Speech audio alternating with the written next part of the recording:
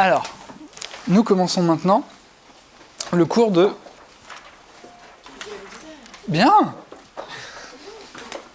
Ça commence bien. Alors, petite remarque générale sur le cours. Donc là, on commence avec 5 heures pour faire 3 matières. C'est pas assez. C'est honnêtement pas assez pour vous emmener là où je voudrais vous emmener. Pas forcément très loin, mais c'est déjà pas assez. Vous voyez, si vous faites le compte, vous avez, je crois, plus de 26 heures d'art graphique en général, contre 3 heures de game design. C'est pas assez. Donc l'idée c'est que sur ces 5 heures, je vous l'ai déjà dit, c'est ce qu'on est en train de faire là, on va alterner 2 matières par séance en faisant 3 heures, 2 heures ou 2 heures, 3 heures.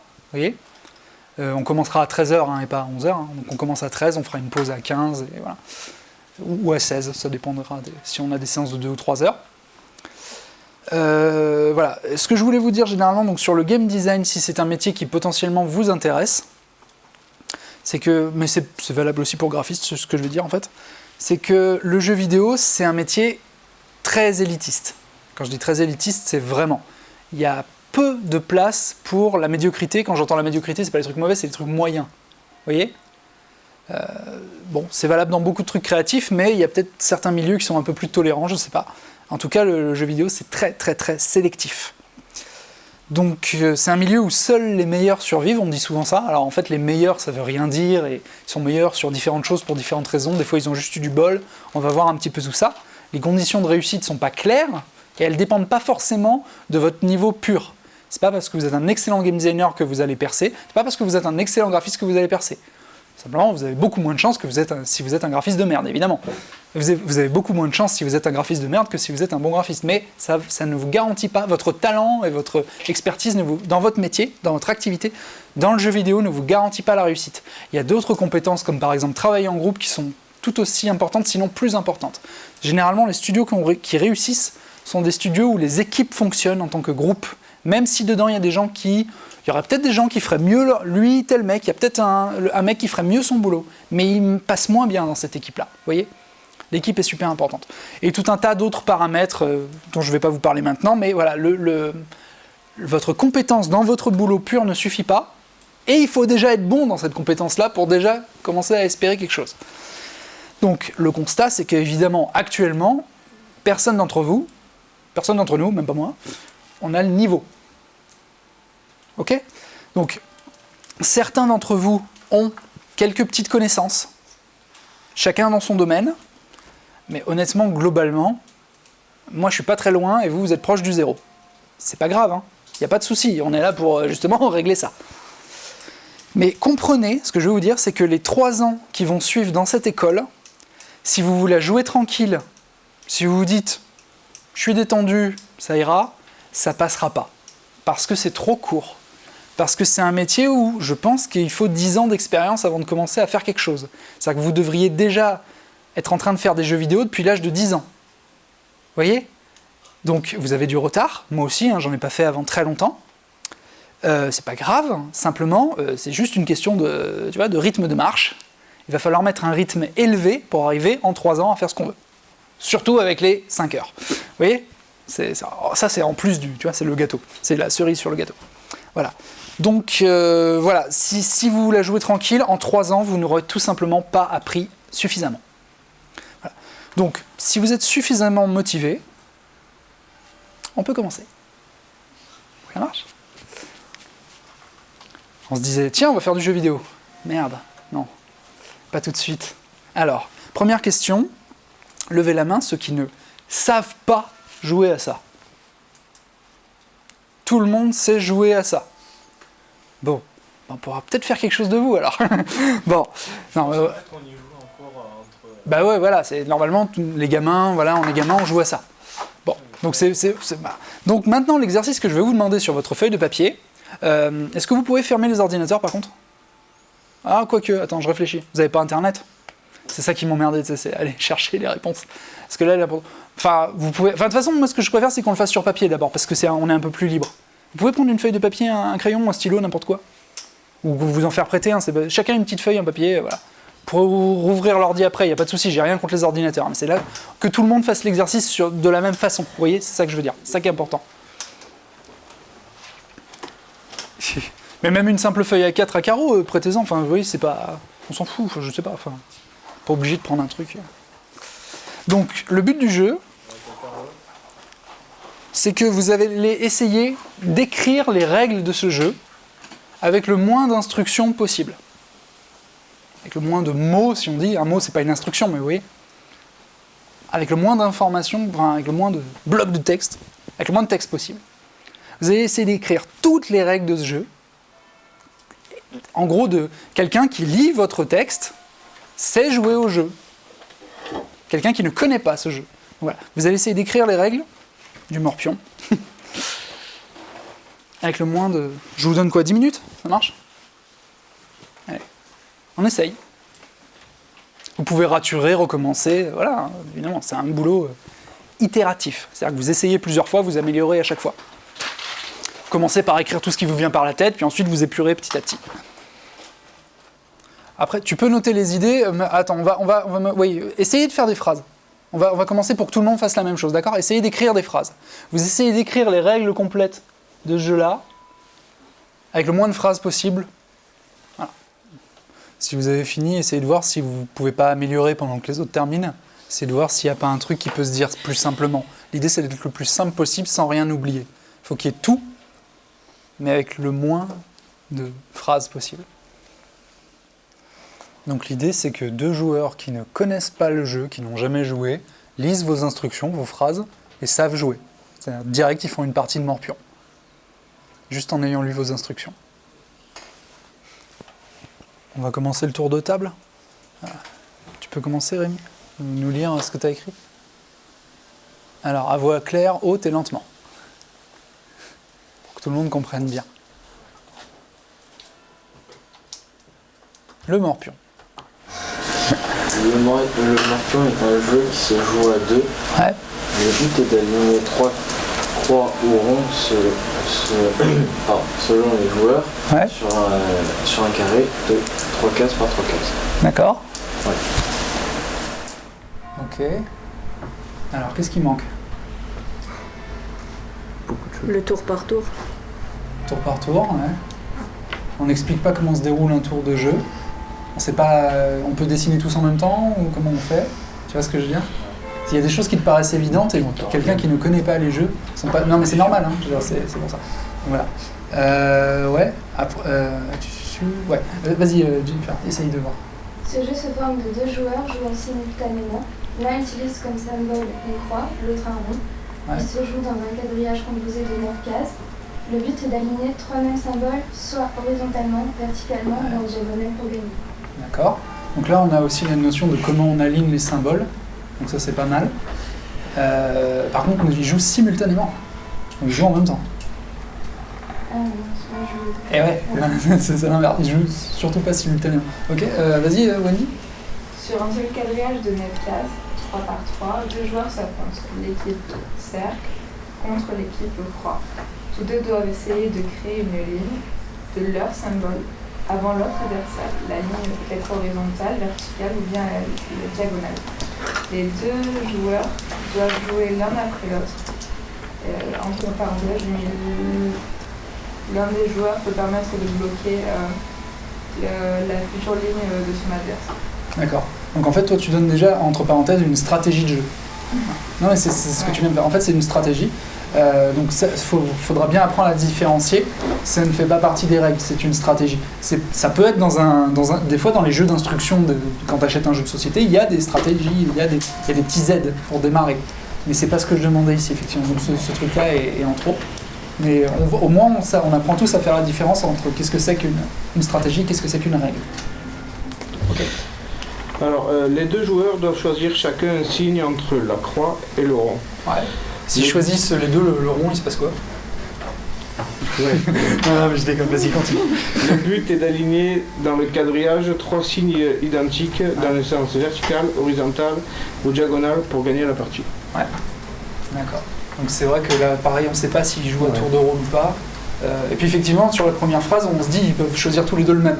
Ouais, c'est Alors vrai, que j'ai non. mal tourné Mais c'est la phrase. difficile de tourner bien la phrase, tu vois, c'est pour ça que je vous fais réfléchir là-dessus. Vas-y, essaye. Alors, sur une feuille dans un quadrillage en 3x3, deux joueurs s'affrontent. Un des joueurs sera le cercle, l'autre la croix.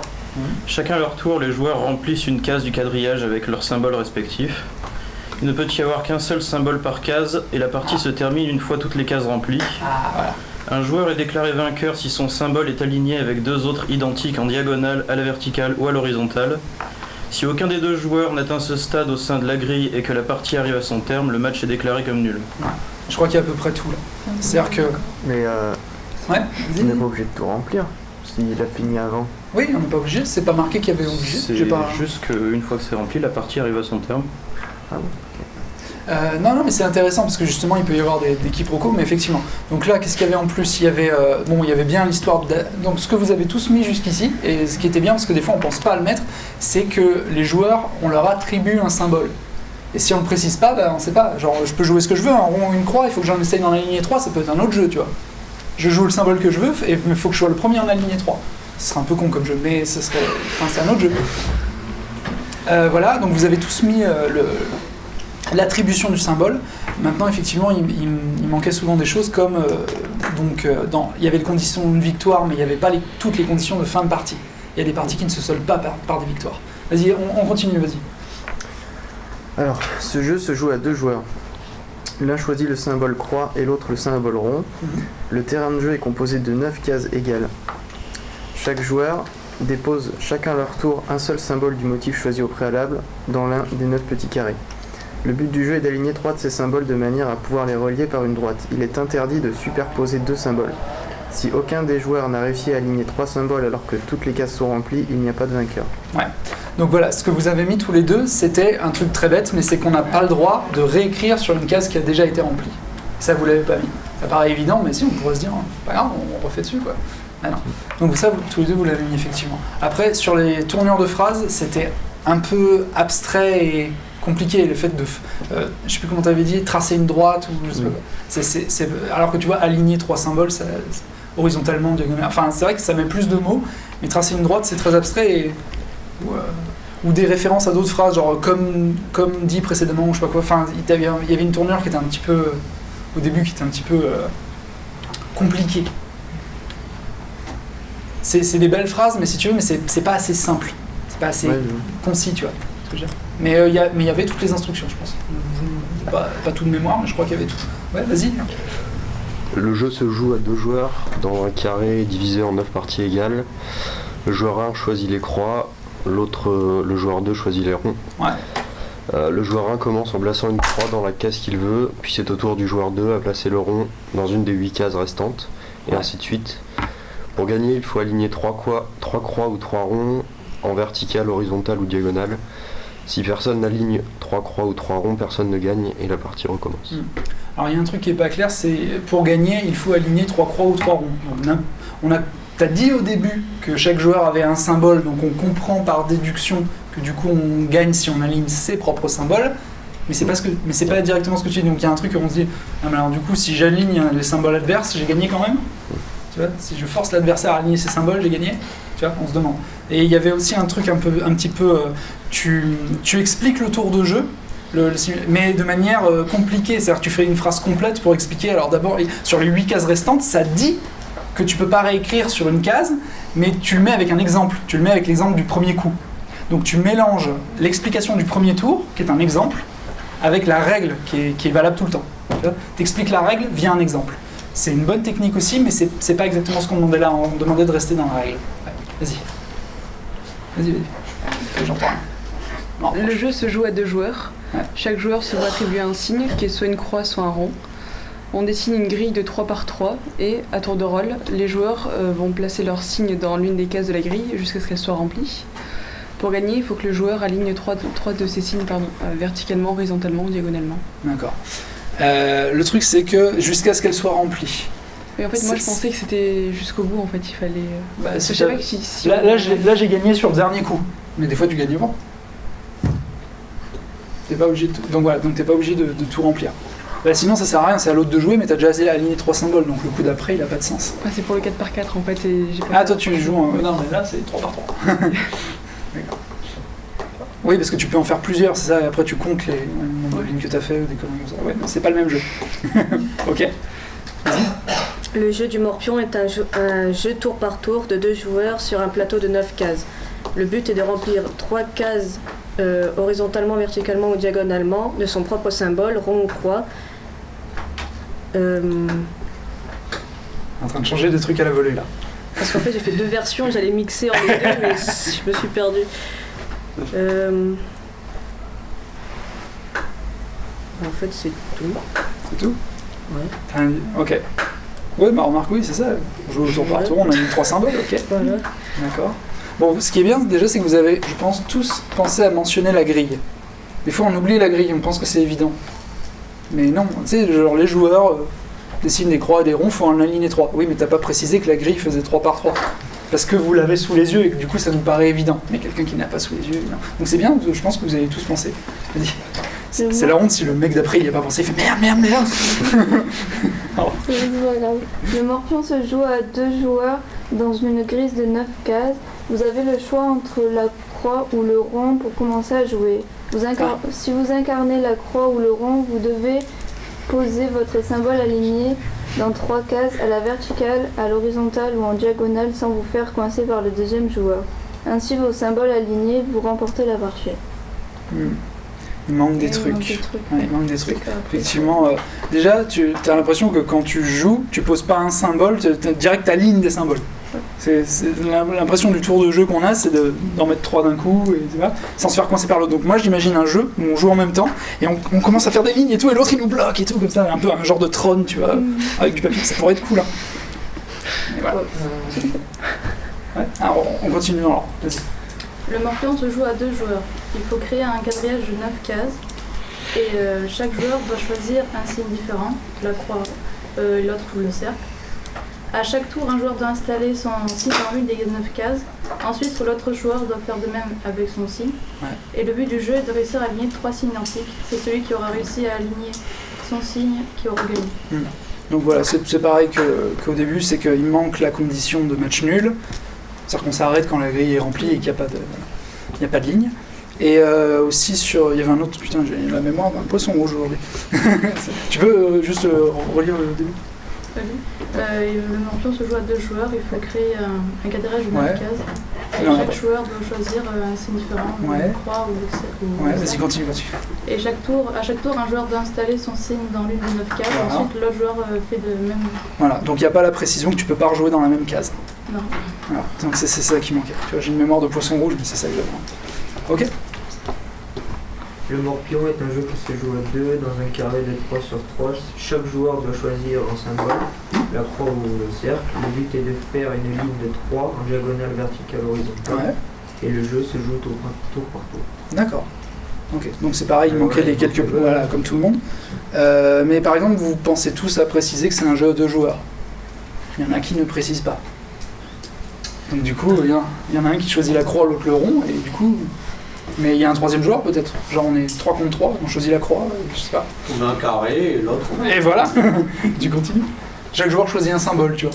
Ça commence comme ça, tu fais... Ah bon, ça va être des triangles. Ok, vas-y. Se jouant à 2 joueurs sur une grille de 9 cases contenues dans un carré.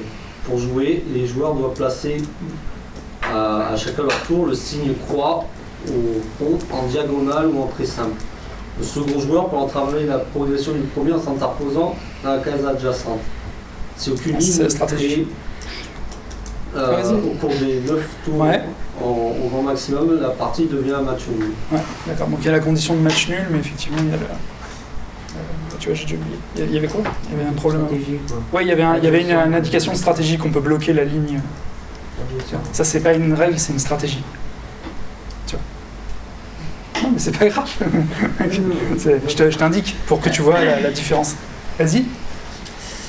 C'est un jeu qui se joue à 2. Ouais. Le but est d'aligner 3 cases en verticale, horizontale ou diagonale, droite ou gauche.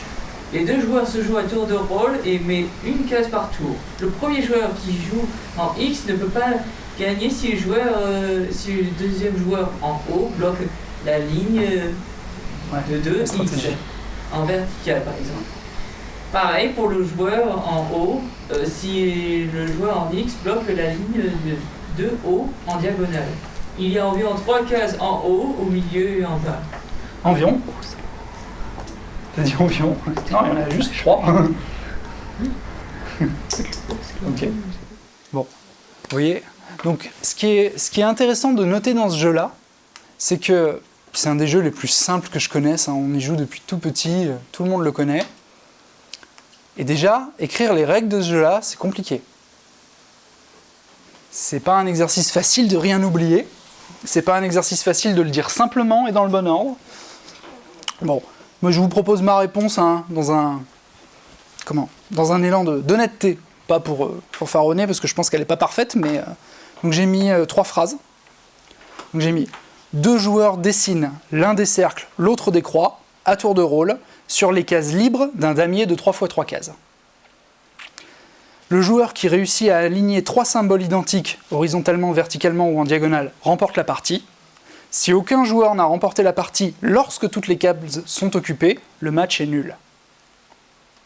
Alors, il y a plusieurs trucs. Par exemple, on pourrait dire simplement, au lieu de dire si aucun joueur n'a remporté la partie lorsque toutes les cases sont occupées, le match est nul, on pourrait dire le match est nul si toutes les cases sont occupées. Mais quel est le problème en disant juste ça ? Le match est nul si toutes les cases sont occupées. C'est que c'est pas précisé s'il y a une ligne ou quoi. Exactement. Donc on pourrait dire que si quelqu'un gagne au dernier coup, comme c'est le cas ici, genre imaginons j'ai fini par celle-là, ah ouais mais la règle c'est toutes les cases sont occupées, match nul. Vous voyez ?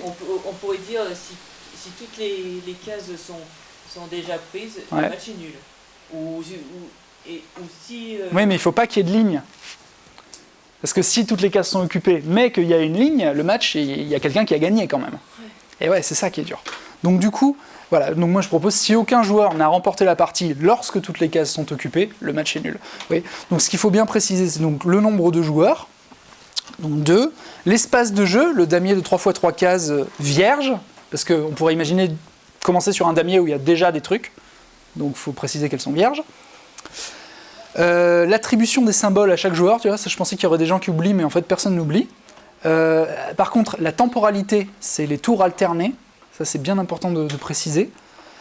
Ensuite, il faut décrire le déroulement du tour, c'est-à-dire un tour, c'est remplir une case libre avec un symbole.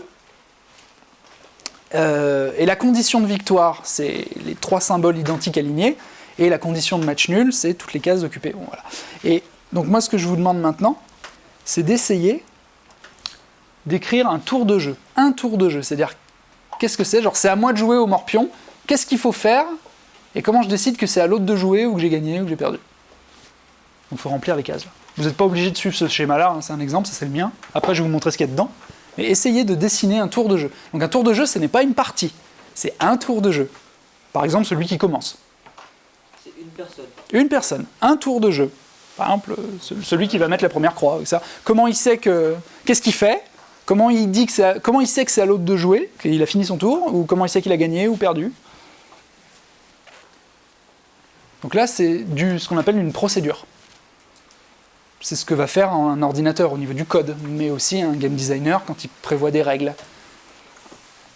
Donc essayez d'écrire un schéma avec des flèches, des conditions, ce que vous voulez. Vous n'êtes pas obligé de suivre celui-là, on va regarder. Ça c'est le mien pour vous dire à quel point il est déjà complexe quoi. Pour un tour de jeu, pourtant en morpion il se passe rien quoi dans un tour.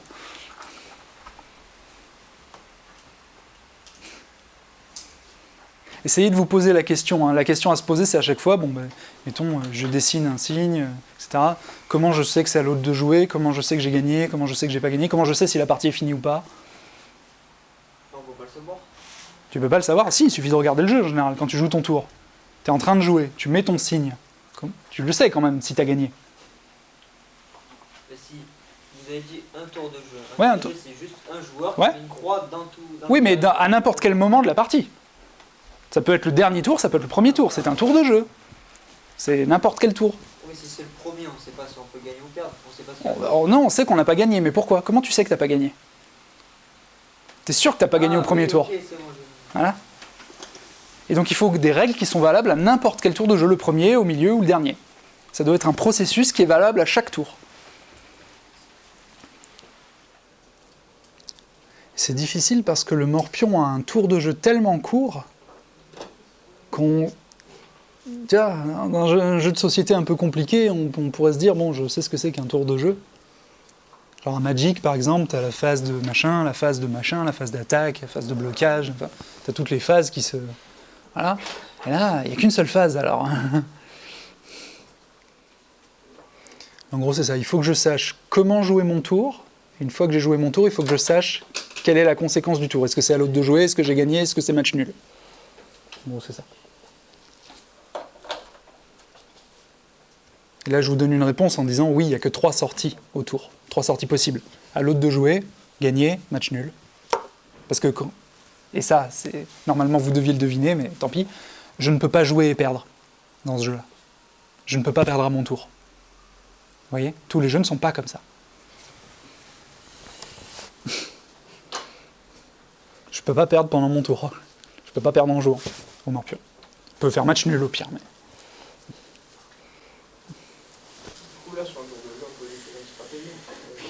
Non, c'est la procédure d'un tour de jeu. C'est à moi de jouer. Comment je sais qu'est-ce que je dois faire? Où est-ce que je peux jouer? Qu'est-ce que je dois faire dans mon tour? Et comment je sais qu'est-ce qu'il y a après mon tour? En gros, est-ce que j'ai gagné? Est-ce qu'il y a match nul? Ou est-ce que c'est à l'autre de jouer? Comment je le sais, ça? Donc, voilà. Donc, je remplis une case libre avec un symbole, donc avec mon symbole, hein, normalement, pas avec n'importe lequel, on est d'accord? Donc là, j'ai écrit un symbole, mais en fait, c'est le symbole qui m'a été attribué. Quel que soit le joueur, hein, ça marche pour le joueur 1 ou pour le joueur 2. Je joue avec mon symbole, je remplis une case libre, c'est ça la condition, il faut que la case soit libre. Ok. 3 symboles identiques sont-ils alignés? J'ai même pas à vérifier si c'est les symboles de l'adversaire ou les miens, vu que je ne peux gagner qu'à mon tour. Donc j'ai même pas à me faire chier à vérifier. Donc je dis juste 3 symboles identiques sont alignés, ça marche pour les croix ou les ronds de toute façon, puisque c'est que quand je joue que je gagne. Je peux pas gagner pendant le tour de l'adversaire, donc c'est pas grave. Oui, 3 symboles sont alignés d'un coup, bah victoire. Non, 3 symboles sont pas alignés. Est-ce que toutes les cases du damier sont occupées? Oui, bah match nul. Non, bah fin de tour, changer de joueur. C'est à l'autre joueur de jouer, il recommence là. Et on a un tour de jeu. C'est-à-dire la boucle de gameplay. Du morpion. Vous voyez? Alors, je vais vous demander un truc supplémentaire. Donc l'exercice d'après, c'est qu'une fois que vous avez compris ce tour de jeu, je vais vous demander de faire le schéma d'une partie. Donc on va mettre des trucs qu'on appelle l'initialisation. Donc le setup, c'est en gros, j'ai trouvé un pote. On a chacun un stylo et on a une feuille. Et maintenant, on veut jouer au morpion. Hein. Et maintenant, et donc vous avez le tour de jeu qui est ici, et puis là, la condition de fin de jeu. Vous voyez? Donc le tour de jeu, c'est ce que vous venez de faire. Et maintenant, on le met là-dedans. Donc c'est bon, à l'autre joueur de jouer, on change de joueur, vous voyez? On fait des tours de jeu, et à la fin, il y a une fin de jeu. Donc je vous demande de travailler sur l'initialisation de la partie et les conditions de fin, la condition de fin de partie. Faire un schéma. Donc cette fois-ci, essayez de vraiment respecter ce schéma-là et de le remplir. Après, s'il n'y en a pas 2, c'est pas grave, hein, vous pouvez mettre tout dans une seule case. Hein. Moi j'ai mis plusieurs cases, mais c'est pareil. Vous pouvez faire qu'une grosse case. En gros, je vous demande de dire qu'est-ce qu'il y a avant, au début d'une partie, et qu'est-ce qu'il y a à la fin d'une partie. Comment on commence une partie de morpion, comment on termine une partie de morpion. Et au milieu, on fait des tours de jeu, hein, évidemment. Du coup, on parle de la feuille vierge Ouais. J'ai un pote, on a tous les deux un stylo, et on a une feuille vierge. D'accord. Tu sais pas? Comment tu commences? Bah, imagine-toi en train de jouer avec un pote, vous avez une feuille, vous avez des stylos, comment vous commencez à jouer au morpion? Qu'est-ce qu'il faut faire pour commencer à jouer?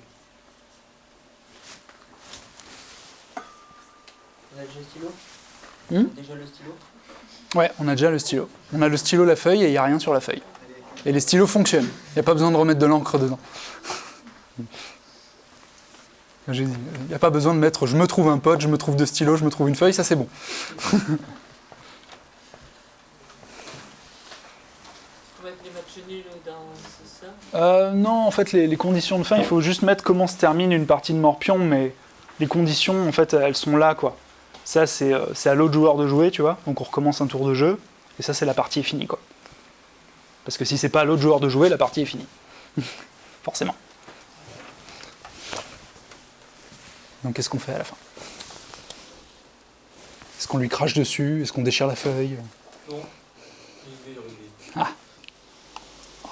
Bah après, je vais pas vous laisser galérer des heures, hein, c'est pas non plus très important. Ce que je veux vous faire réfléchir, c'est en fait qu'est-ce qu'il faut pour initialiser une partie? Qu'est-ce qu'il faut pour commencer une partie? Et après, qu'est-ce qu'il faut pour terminer, pour marquer que la partie est terminée? Pour prouver que j'ai gagné, par exemple. Ou pour... Vous voyez? Bon, je vous montre, on avance, parce que sinon on n'a pas le temps de tout faire. Donc, pour initialiser une partie, il faut commencer par dessiner un damier de 3x3 cases vierges. Et c'est ce que vous avez marqué au début dans les règles. Hein. Vous avez marqué, ça se joue sur un damier. Bah oui, il faut le dessiner. Parce que si on ne le dessine pas, on ne peut pas jouer. Ensuite, on attribue, donc c'est l'attribution des symboles. On attribue un symbole à chaque joueur. Donc attribuer le symbole croix au joueur 1, le symbole rond au joueur 2. Vous pouvez faire l'inverse si vous êtes un fou dans votre tête. Voilà. Vous avez le tour de jeu. On a vu les conditions à l'intérieur, vous l'avez fait avant. Donc quand on change de joueur, on recommence des tours de jeu. Et quand il y a une fin de partie, alors j'aurais dû mettre s'il y a une victoire, tracer la ligne victorieuse.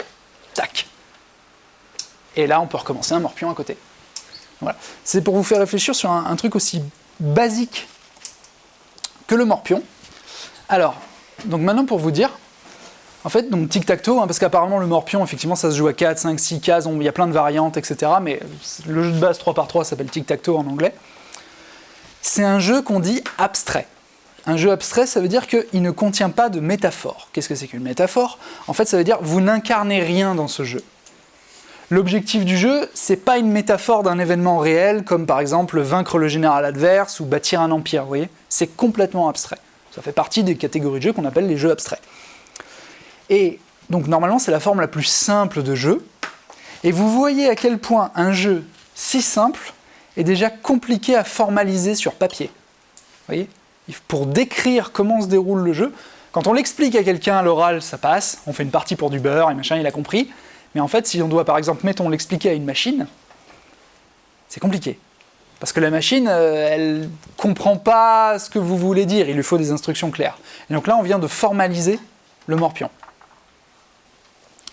Donc, imaginez maintenant, essayez de formaliser... Allez, on va formaliser des échecs, c'est parti. Vous voyez, c'est plus compliqué. Échec? Ouais, non, on va pas le faire, c'est une blague. C'est trop compliqué. Mais imaginez maintenant un jeu comme le poker. Vous comprenez? Voilà, imaginez maintenant un jeu vidéo d'aventure, The Witcher et des trucs comme ça. Imaginez maintenant formaliser ça. C'est très long. Et donc c'est pour ça qu'on a besoin de personnes dédiées à plein temps, qu'on appelle les game designers. Donc si vous n'aviez pas une idée ou une idée vague de ce qu'était un game designer, ça, c'est un boulot de game designer. Avec des jeux qui existent ou avec des jeux qui n'existent pas. Donc c'est encore pire quand vous inventez votre propre jeu. Hein. Parce qu'il faut que ça tienne. Alors que personne n'y a jamais joué, il faut que le truc soit logique. Hein. Sinon ça ne marche pas. Donc voilà, donc je pense que déjà avec 2 exercices comme ça, voilà, on a mis 20 minutes, vous sentez déjà normalement si vous avez la fibre ou pas. Vous dites ce truc-là c'est... De toute façon ce truc-là c'est... D'accord, mais genre... Ouais, ok, c'est quoi la suite? Ou non, arrêtez, pitié. Vous voyez? Vous sentez déjà si vous avez... Donc, voilà, c'était le premier exercice en premier cours pour essayer de vous faire comprendre déjà si de manière générale ça vous intéresse ou pas le game design, dans sa forme la plus abstraite, parce que souvent on a l'image très romantique. Le game designer dit oui, je vais écrire des personnages, écrire des dialogues, inventer un univers, machin. Oui, c'est éventuellement possible, ça existe. Généralement, ça ne dispense pas de se taper des trucs comme ça. C'est très rare que vous arriviez, mais ça existe. Hein. Si vous voulez être, il y a des spécialités, donc en gros, plus le studio est petit, plus vous ferez tout, plus le studio est gros, plus vous ferez un truc très spécialisé. Donc dans les très gros studios, il peut y avoir un game writer qui est chargé d'écrire les dialogues de quête. Mais même comme ça, il faut de la formalisation logique, il faut ce truc-là, parce que quand vous écrivez la quête, alors oui, je pense que ce dialogue-là, il ne peut pas avoir lieu parce qu'il n'a pas rencontré tel personnage avant. Vous voyez, le mec qui écrit les dialogues de Skyrim, les mecs, parce qu'ils doivent être plusieurs, doivent se tirer une balle. Parce qu'il y a genre 900 quêtes secondaires, dont 300 dépendent de 200 autres, et il faut que tout ça soit cohérent. Vous voyez, donc même un game writer, le mec qui fait que écrire des dialogues et qui a une belle plume, oh là, chevalier, comment tu veux? Va me chercher les 3 poules. Ben même comme ça, voilà, il y a un boulot de game designer derrière. Donc que vous réfléchissiez sur le core gameplay ou sur l'écriture ou même sur la conception de personnages, on le verra dans d'autres cours, ça ne dispense pas de ce genre de compétences-là, de savoir faire des choses comme ça. Oui. Donc voilà, c'est pas pour vous dégoûter, c'est pour vous faire bien comprendre ce que c'est que le cœur du métier.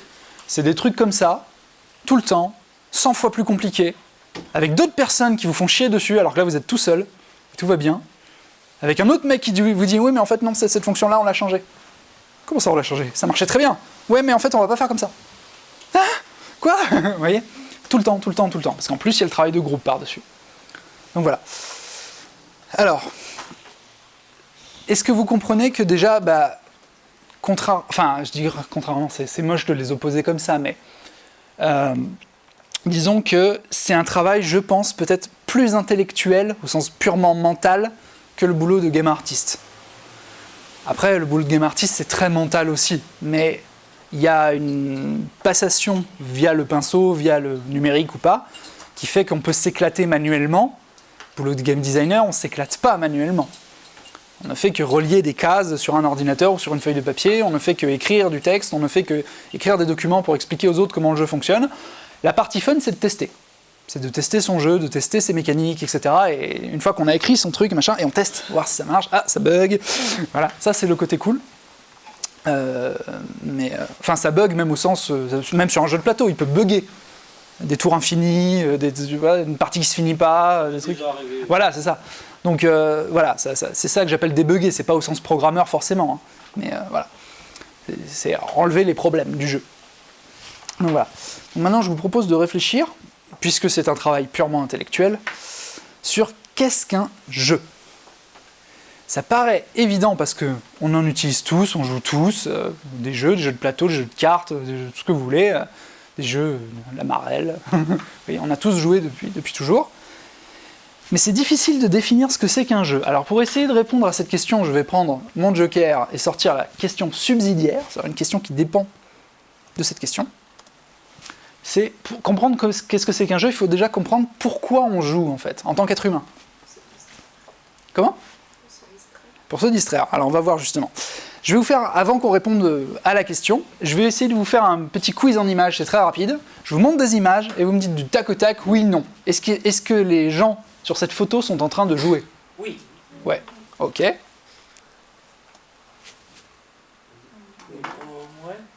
Ouais. Pourtant, ils n'ont pas de ballon. Mais ils sont quand même en train de jouer, vous le savez. Regardez, la dynamique. Donc voilà, s'attraper à tour de rôle, des trucs comme ça, peu importe les règles, ils sont en train de jouer à un jeu. Alors là, ils n'ont plus d'outils, la balle, mais en fait, les outils, c'est directement leur corps. Est-ce qu'il est en train de jouer? Oui. Oui. Après, ça dépend si c'est un mercenaire ou non. C'est pas évident, parce qu'effectivement, il y a un jeu qu'on appelle le football, mais il n'est pas en train de jouer au football avec ses copains, là. Il est en train de gagner sa vie, ce mec-là. Donc c'est difficile. Mais oui, si on considère que le football est un jeu, il est en train de jouer. Mais pas que. Il n'est pas que en train de jouer. Parce qu'à ce moment-là, les compétitions e-sport, est-ce que c'est des jeux? Ça ne fait pas, c'est la fin. Va pas trop vite. Est-ce qu'elle est en train de jouer? Non. Non. Vous voyez, c'est évident. Est-ce qu'il est en train de jouer? Oui. Alors pourtant, on pouvait dire avant, tous les mecs qui souriaient, qui s'éclataient, ils se distrayaient, ils avaient l'air de jouer. Et tous les gars qui faisaient la gueule, genre le footballeur professionnel ou machin, ou la nana qui fait du sport, elle jouait pas. Mais lui, il fait la gueule et pourtant il joue. Ah, donc ça se voit pas sur la tête. Est-ce qu'ils sont en train de jouer? Ah oui, bien sûr. Eh oui. Pourtant ils font la gueule. Hein. Oh là là. Ils ont pas l'air en train de s'amuser du tout. Ils ont l'air d'être en train de résoudre des problèmes très complexes. Et en fait c'est ce qu'ils font, oui. Mais ils jouent. Est-ce qu'ils sont en train de jouer? Ouais, oui. À part s'ils barrent sur les Lego. Ça, c'est un autre problème. Est-ce que vous voyez le problème par rapport à la définition qu'on pourrait avoir du jeu? C'est que là, ils s'amusent, mais est-ce qu'ils jouent à un jeu? Il n'y a pas de règle. Voilà. Pourtant, on est d'accord, dans le langage commun, ils jouent. Ah, bizarre ça. Est-ce qu'elle est en train de jouer? Non, forcément. Peut-être qu'elle fait un mort. Voilà. Est-ce qu'il est en train de jouer? Oui. Non? Oui. Bon, il pose pour la photo, lui, mais t'imagines qu'il joue. D'accord. Bon, ok, il est en train de jouer, mais est-ce qu'eux sont en train de jouer?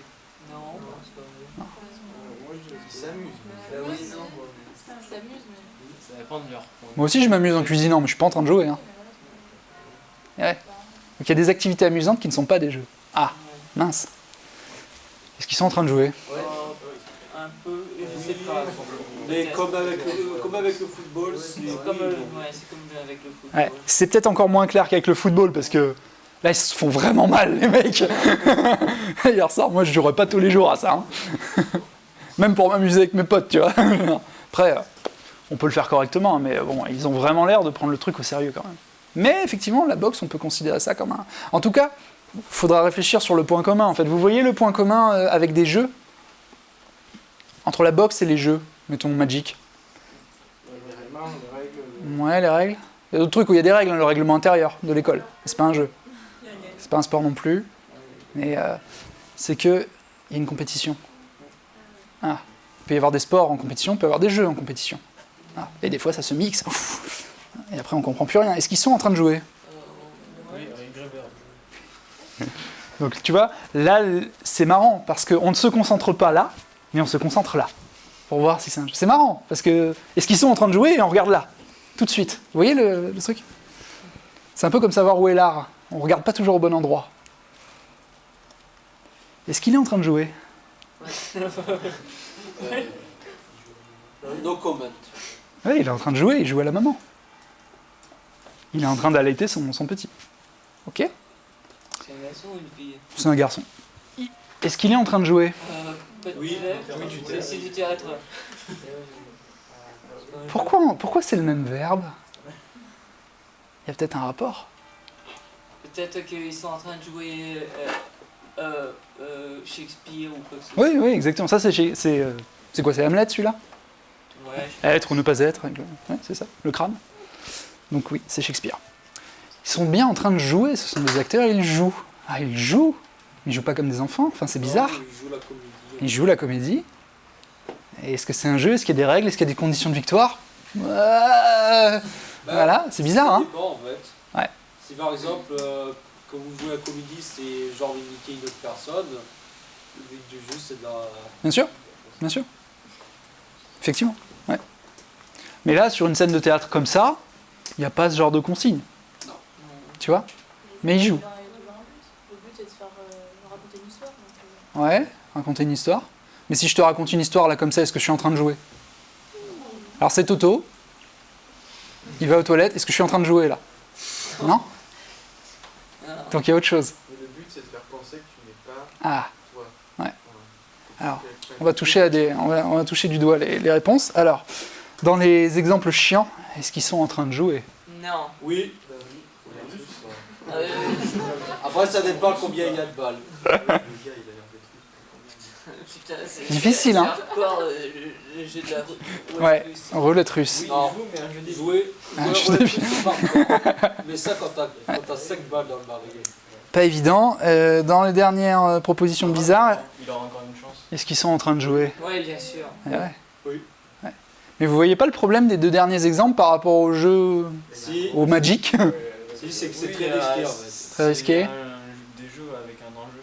Avec un enjeu. Ouais, c'est ça. Ok. Est-ce qu'ils sont en train de jouer? Ouais, sûrement. Oui. Le chat, oui. Le chaton. Le chien, peut-être pas. Ah, sinon, il l'aurait envoyé paître. Ouais, le chat est en train de jouer, clairement. Ok. Donc, pas seulement les humains. Alors. Bon, on va revenir sur ces exemples-là plus tard. Ce que je voulais que vous compreniez, c'était que vous reconnaissez tout de suite une activité de jeu. Alors que je vous mets au défi d'essayer d'expliquer comment vous la reconnaissez. Comment vous savez que c'est un jeu.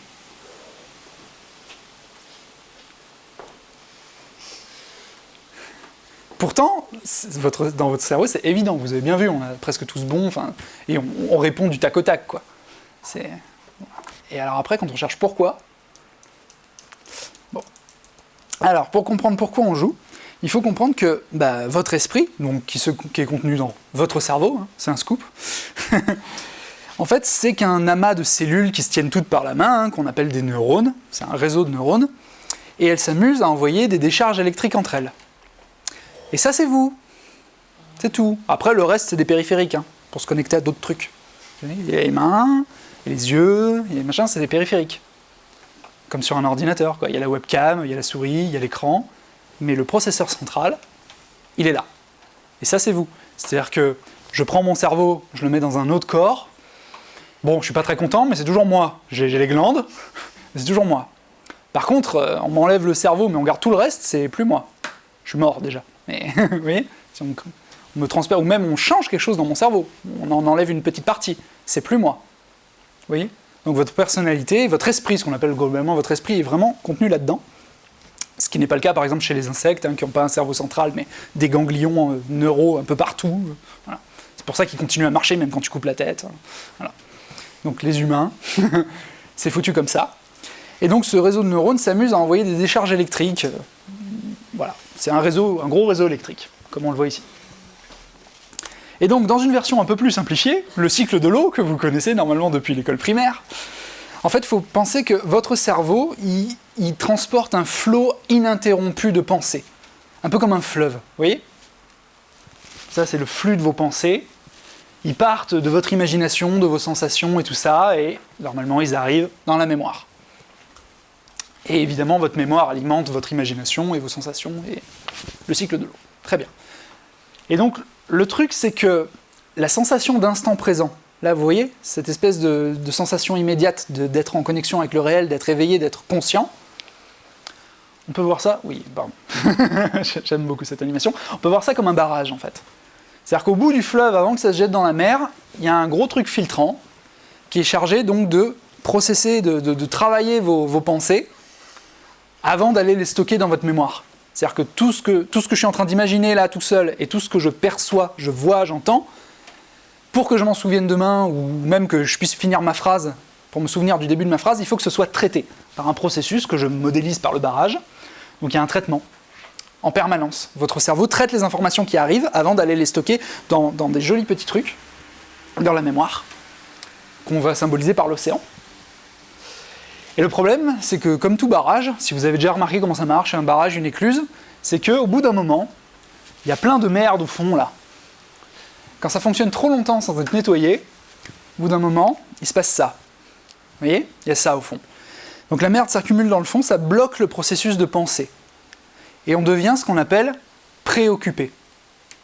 Parce qu'au lieu de s'occuper de nos pensées, c'est-à-dire de filtrer l'eau, on est préoccupé. Il y a déjà quelque chose qui empêche l'eau de passer. Et en fait, comme dans un barrage, dans le cerveau, il y a des nettoyeurs. Les nettoyeurs, il y en a plein. Les deux principaux dont je vais parler aujourd'hui, il y en a peut-être d'autres, sûrement qu'il y en a d'autres, c'est les rêves et le divertissement. Et les divertissements. Un petit mot rapidement sur les rêves, parce qu'il y a quand même pas mal de points communs avec le jeu, finalement. C'est que les rêves, ce sont des situations fictives d'éveil, généralement, quand on fait un rêve d'irréaliste, ce qui arrive souvent. C'est des situations fictives d'éveil où on s'imagine être éveillé, et on a l'impression de vivre alors qu'on dort. Bon. Et le truc, c'est qu'on ne se rappelle pas toujours avoir rêvé. Évidemment, chaque matin, vous ne vous rappelez pas de vos rêves, mais ce qui est marrant, c'est qu'on rêve bien toutes les nuits, pendant la phase de sommeil dite paradoxale, et on ne sait toujours pas bien expliquer ce phénomène. On ne sait pas vraiment pourquoi on rêve. On sait qu'il y a un rapport avec le processus de nettoyage, mais si vous voulez, on sait que le cerveau profite du sommeil paradoxal pour trier, classer, faire du nettoyage, mais on ne sait pas si les rêves sont plutôt, vous voyez, utiles, importantes, nécessaires. Imaginez que là, les étincelles pour faire le feu, c'est le rêve. Vous voyez, quand on dort, on fait clic, clic, clic comme ça, et les rêves sont les étincelles qui servent à allumer le feu. Donc elles sont utiles, vous voyez. On ne sait pas si c'est ça, ou bien si ce sont le résidu d'un processus d'organisation de souvenirs, vous voyez, comme ces étincelles-là. Là, le mec, il est en train de faire un truc et les étincelles ne servent à rien. C'est juste un résidu du travail. Donc on ne sait pas si les rêves sont utiles pour le processus de changement ou si c'est juste ce qu'on capte du processus d'organisation. On ne sait pas.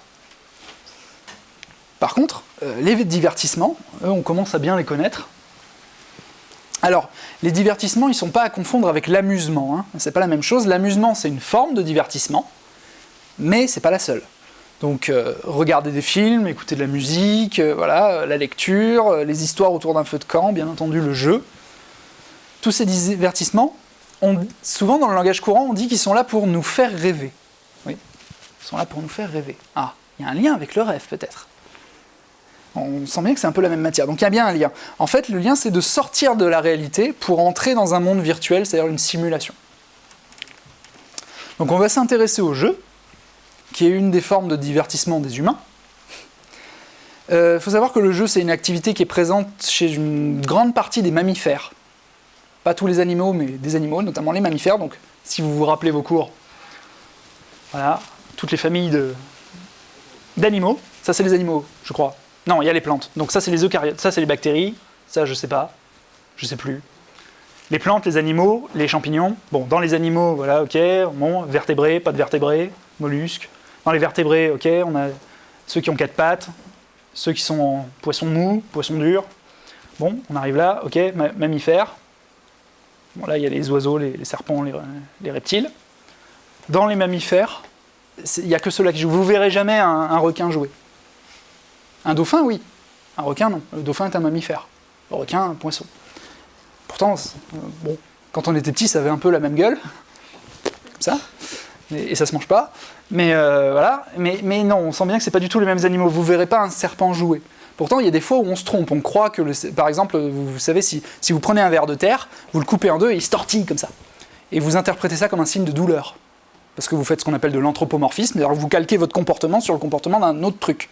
Sauf que les insectes, ou les... comment ils s'appellent ça là ? Myriapodes, ou les trucs comme ça, les vers de terre, ils n'ont pas de sensation de douleur, tout simplement parce qu'ils n'ont pas les nerfs pour les ressentir. Donc il n'y a pas de douleur chez un insecte ou des trucs comme ça. Donc quand ils se tortillent, c'est un processus de survie, etc., mais c'est pas de la douleur. Mais vous interprétez. Voilà. Et d'ailleurs, il y a tout un tas de trucs, mais je veux dire, on fait tout le temps comme ça, on fait tout le temps de l'anthropomorphisme. Généralement, vous voyez, les végétariens, il y en a certains, bon, ils mangent pas de viande, et coup, machin, ils sont d'accord, mais certains, ils mangent du poisson, d'autres pas. Et pour diverses raisons, oui, alors il y a tout un tas de raisons, genre, oui, ça, on fait de l'élevage, c'est dégueulasse, ça, on peut le pêcher, c'est à peu près propre, les conditions de culture, machin. Mais souvent, on se rend compte qu'il y a des raisons anthropomorphiques, c'est-à-dire que les mammifères nous ressemblent beaucoup. Et on a du mal à les bouffer tout simplement parce qu'ils nous ressemblent. Le poisson, il a 2 yeux de chaque côté, il a des expressions faciales qui ne sont pas très développées, et surtout il a un truc, c'est qu'un poisson ressent de la douleur, hein, comme un mammifère, mais il ne l'exprime pas de la même façon. Dans ce groupe-là, on a une façon très claire d'exprimer la douleur, qui est universelle, le bruit. Ah ! Et un chien qui se met à faire un bruit comme ça, une vache qui se met à faire un bruit comme ça, on comprend tout de suite ce qui se passe. Parce que c'est un truc qu'on partageait. Le poisson, il a beau avoir mal, il ne crie pas. Ça nous gêne moins de le couper en deux quand il est encore vivant. Il fait juste... Vous voyez ? Ça explique en partie, c'est pas la seule raison des végétariens, hein, bien sûr, c'est pour simplifier, mais vous voyez, on fait de l'anthropomorphisme tout le temps. Et donc du coup, même si vous croyez voir d'autres animaux ou un champignon se mettre à jouer, il ne joue pas. Ceux qui jouent, c'est là-dedans. Alors, tout simplement parce que c'est une activité qui est présente notamment chez les mammifères, ce qu'on appelle sociaux, donc ceux qui vivent en groupe, et qui ont besoin de beaucoup de comportements assez compliqués. Vous voyez ? Les mammifères sociaux, donc les mammifères sociaux, c'est ceux qui fonctionnent en société. Hein, ça peut être une société très bête, hein, mais genre une famille, mais c'est une société quand même. Ils ont besoin, pour que leur société fonctionne, de se comporter de manière non instinctive. C'est-à-dire qu'à la naissance, ils ne savent pas se comporter en société. Ils vont l'apprendre. Et une des manières d'apprendre ça, c'est le jeu. Une des manières. Hein. Voilà. Donc voilà. Alors après, en regardant un petit peu ces images, on peut penser que le jeu n'existe que chez les primates, dont nous faisons partie, ou chez les mammifères apprivoisés par l'homme. Chien, la vache, vous voyez, le chat, tout le monde comprend que le chat joue, mais c'est peut-être parce qu'il était avec l'homme depuis longtemps. Mais c'est faux. Il y a beaucoup de mammifères sociaux, hein, ça c'est des loups complètement sauvages, qui utilisent le jeu, notamment dans une forme très simple qu'on appelle le simulacre de confrontation. Ils font semblant de se battre. Voilà. En fait, à quoi ça sert ? C'est un avantage évolutif, parce que s'ils se battaient pour de vrai, il y aurait beaucoup moins de loups. Donc la sélection darwinienne, c'est pas forcément très bien quand il y a des petites populations. Donc ils apprennent à se battre sans se tuer, ça permet d'avoir beaucoup plus de loups en vie. Et en fait, ça permet aussi d'utiliser un trop-plein d'énergie, parce que nous, les mammifères, on a un mode de vie qui est assez évolué, et du coup, il y a des tas de phases où on a de l'énergie, mais on ne fait rien. Et donc on va utiliser ce trop-plein d'énergie qui sans ça serait perdu. On a suffisamment de nourriture, on n'est pas tout le temps contraint d'aller chercher tout le temps de l'énergie, on a suffisamment. Donc à partir de ce moment-là, on peut se poser. Mais même un loup, hein, à partir du moment où il peut se poser, il a du trop-plein d'énergie, soit il ne l'utilise pas et c'est perdu, soit il évolue dans une branche darwinienne où il joue, et donc il va mettre à profit cette énergie, ce trop-plein d'énergie. Donc ça, c'est un avantage évolutif qui leur a permis d'être mieux préparés à affronter des situations inattendues. Et chez l'être humain, le jeu, en fait, il a les mêmes racines que le sacré. C'est à peu près pour les mêmes raisons que les deux ont été créés. Donc le rapport au sacré, c'est les rituels, etc. Choses comme ça. C'est qu'en fait, c'est une activité improductive, elle ne produit rien, qui est une simulation symbolique. Vous voyez ? Comme le jeu. Donc là, ils sont en train de faire vous voyez, c'est de la poudre de couleurs. Et pendant des mois, ils font le super pattern. Et à la fin, ils effacent tout. Et ils recommencent. C'est un trop-plein d'énergie qui est utilisé de façon improductive pour faire un symbole et apprendre quelque chose et se comporter en société, essentiellement. Donc le jeu, c'est un processus essentiel dans le développement d'un être humain, et ce qui est marrant, c'est que pourtant c'est basique chez nous, je veux dire, c'est un comportement basique qu'on a tous, et il a été longtemps considéré comme indigne d'attention par les études, la science, ou même simplement le fait d'en parler. C'était réservé aux enfants, donc déjà les enfants, on n'en parlait pas, hein, jusqu'à il y a peu, ils mouraient avant l'âge de 3 ans, donc les enfants n'étaient pas vraiment reconnus comme étant des personnes, pourtant ils jouaient, hein, les enfants. Ils jouaient bien sûr, ils développaient leur psyché, ils devenaient des adultes comme tout le monde, mais les adultes ne s'en occupaient pas, et donc ne s'occupaient pas du jeu. Pourtant les adultes jouaient, ils jouaient aux cartes, depuis 20 000 ans on joue aux cartes et tout, mais on ne l'étudie pas, on ne réfléchit pas dessus. C'est instinctif presque, et on ne s'est jamais posé la question de pourquoi. C'est 20e siècle, hein, les questions sur le jeu. C'est très récent.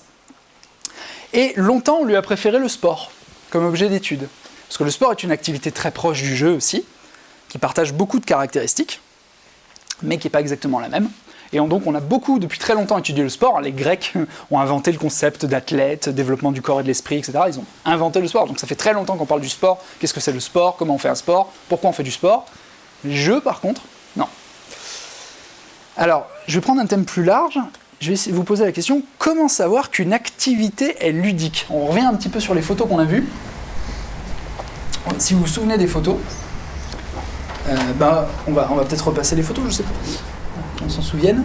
Comment vous savez qu'ils sont pas dans un jeu, parce que vous vous souvenez, le jeu, les règles, la victoire, tout ça, mais simplement une activité ludique. Essayez de...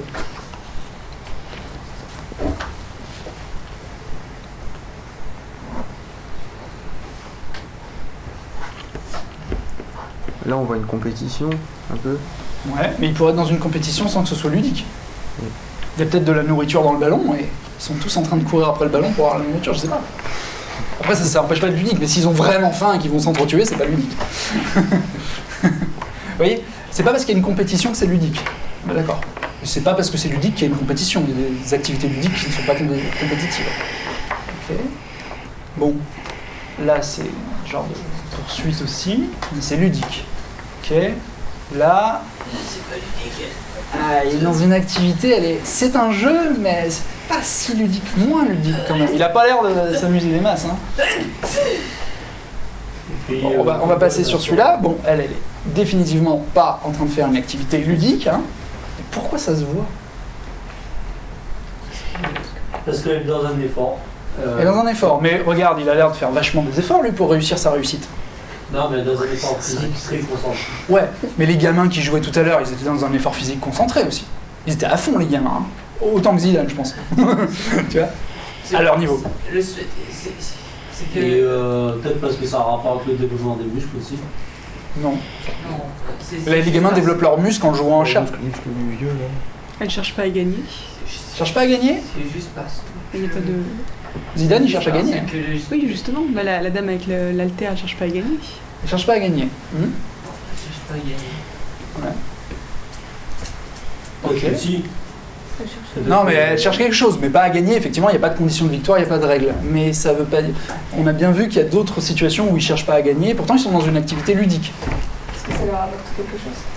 Ouais, qu'est-ce que ça leur apporte? Bah, elle, ça peut lui apporter la satisfaction, même de l'effort, ou même, je parle des muscles. Tu parles de la nana qui fait le sport? Ouais. Puis ça leur apporte. C'est ce que je dis. Et lui, ça lui apporte quoi alors? La stratégie, ou pouvoir jouer Ouais. jusqu'à. Donc c'est un peu la même situation ici, sauf qu'ils sont deux.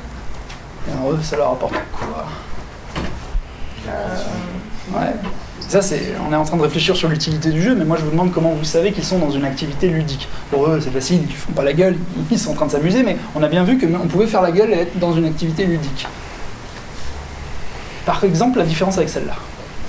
C'est quoi la différence? Parce que ça se trouve, c'est vachement marrant ces trucs-là, et on peut les faire sous forme de jeu, j'en sais rien. Mais elle est pas en train de les faire sous forme de jeu. Ça se voit. Hein.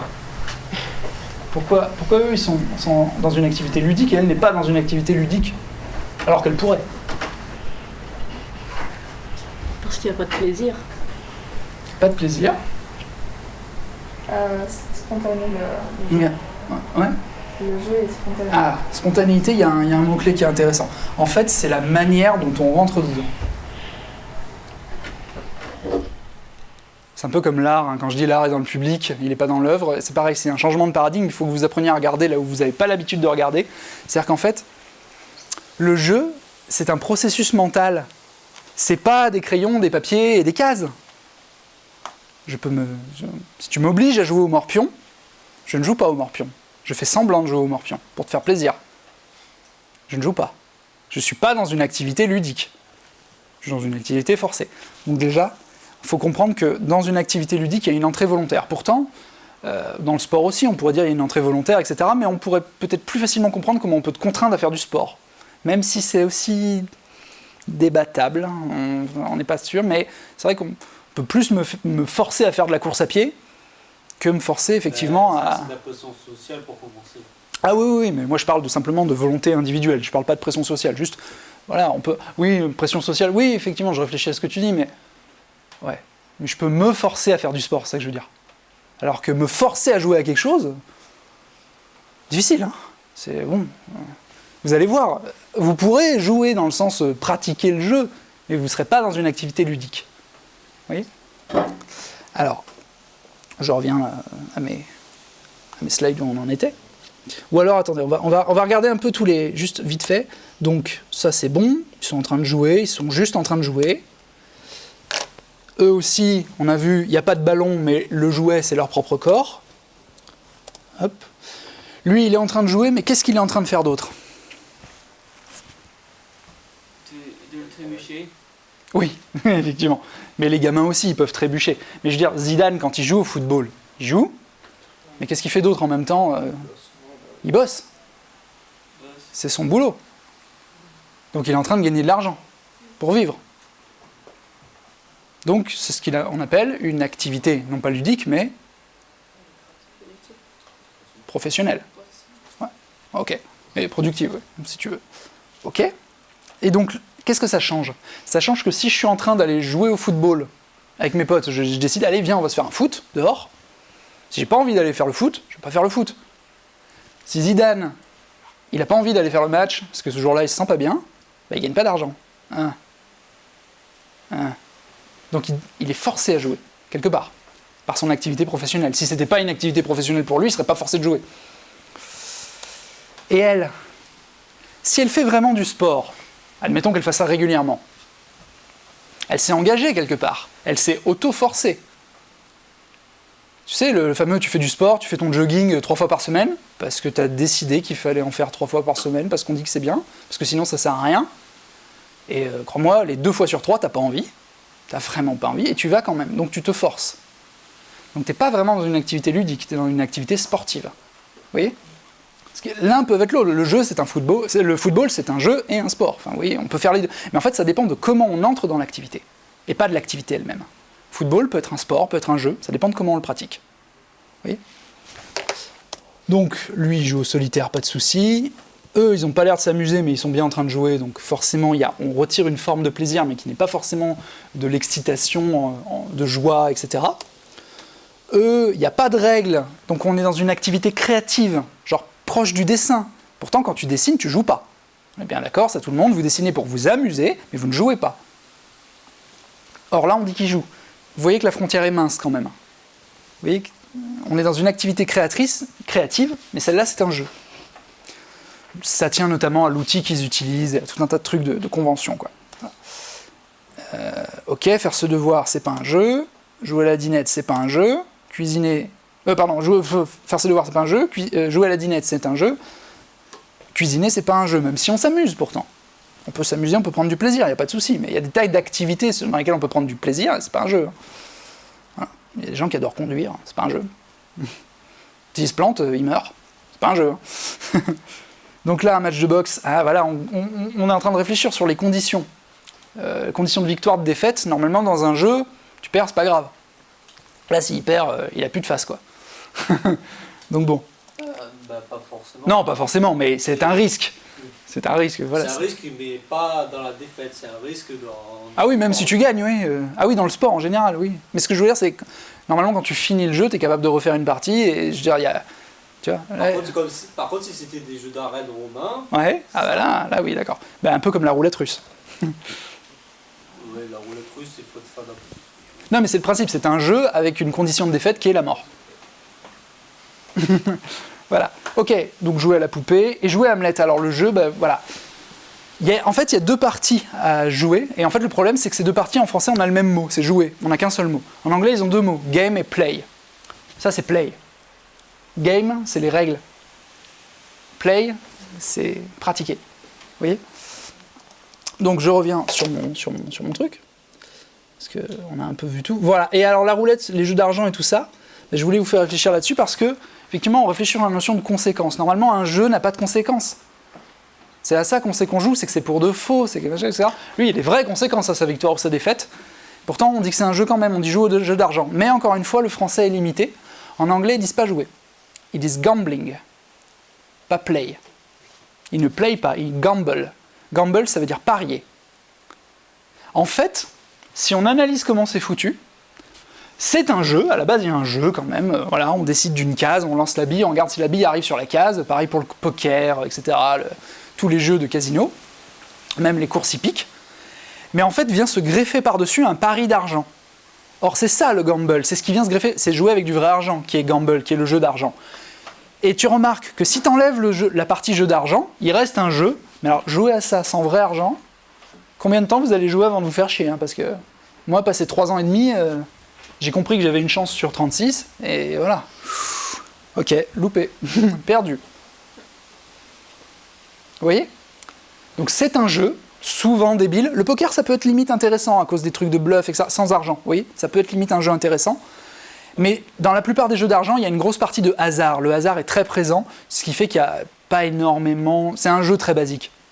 Et c'est pour ça qu'on rajoute de l'argent par-dessus, parce que le jeu est trop basique, quoi. Une machine à sous, imagine si vous ne mettez pas des vrais sous, ça tourne, perdu. Même gagné, hein, 7, gagné. Ouais, j'avais une chance sur 1 million. Bon, vous voyez ? Donc, il y a bien des jeux dans les jeux d'argent, mais tant qu'on greffe pas de l'argent par-dessus, c'est-à-dire, en gros, c'est un jeu débile, sur lequel on dit, je parie 3 sous que je vais gagner. Et ça, c'est plus un jeu. Cette partie-là n'est pas un jeu, c'est un pari, c'est un gamble. C'est-à-dire qu'il y a des conséquences dans ma vie à ce pari-là. Mais le jeu qui est en dessous, c'est toujours un jeu. On peut jouer sans argent. Mais souvent, c'est débile. Oui ? Ok ? Alors, on revient là-dessus. Comment savoir qu'une activité est ludique ? Donc, je vous l'ai dit, on a commencé à le deviner ensemble.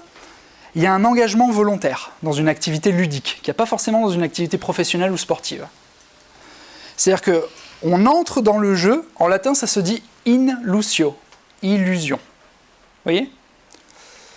Et normalement, la deuxième caractéristique, c'est que ça nous procure du plaisir, mais de différentes manières. Évidemment, ça peut être sous forme d'excitation, de relaxation, ou même ce truc bizarre, quand le mec essaye d'élaborer ses stratégies au solitaire, c'est ni de la relaxation, ni de l'excitation. C'est une forme d'excitation, mais pas sous forme de joie, c'est interne. Le cerveau est content de résoudre des problèmes, vous voyez ? D'élaborer des stratégies. Donc c'est du plaisir, mais de différentes manières, pas forcément le plaisir tout joyeux, quoi. Et la troisième caractéristique d'une activité ludique, parce que, excusez-moi, engagement volontaire procure du plaisir, lire un livre. Regarder un film. Divertissement, quoi. Divertissement, engagement volontaire procure du plaisir. Alors, un jeu, le ludique, qu'est-ce qui manque ?